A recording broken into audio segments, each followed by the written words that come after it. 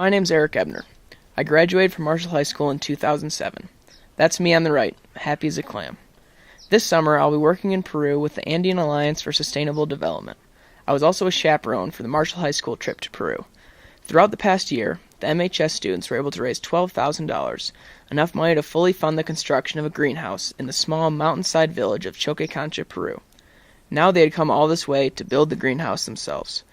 After a week of sightseeing in Cusco in the Sacred Valley, the MHS group picked me up in Cauca, and we took a 5-hour bus ride through the Andes Mountains.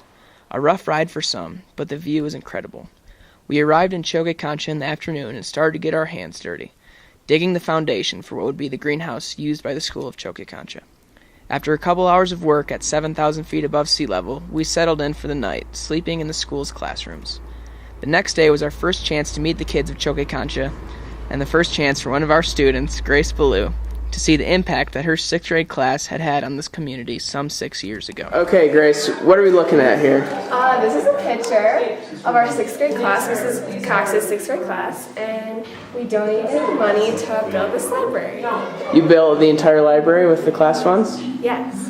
Wow. And the books. And all the books. And this is the first time you've ever been here? Mm-hmm. And how old were you when you raised the money? I would have been 12. 12 years old. How old are you now? 17. 17.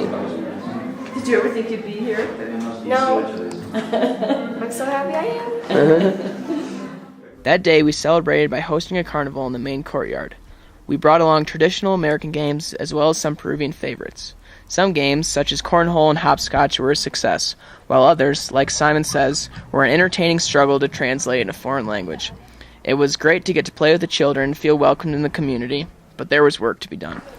The next day we woke up early and continued to build the greenhouse. We were welcomed by members of the community, many of whom were fathers of the students that the greenhouse would be serving. Together, we worked for more than 2 days, carrying rocks to be set in place as a foundation, making barro, a special type of mud that would cement the rocks together, or placing adobe bricks to make greenhouse walls. None of the jobs were easy, but all of them were satisfying.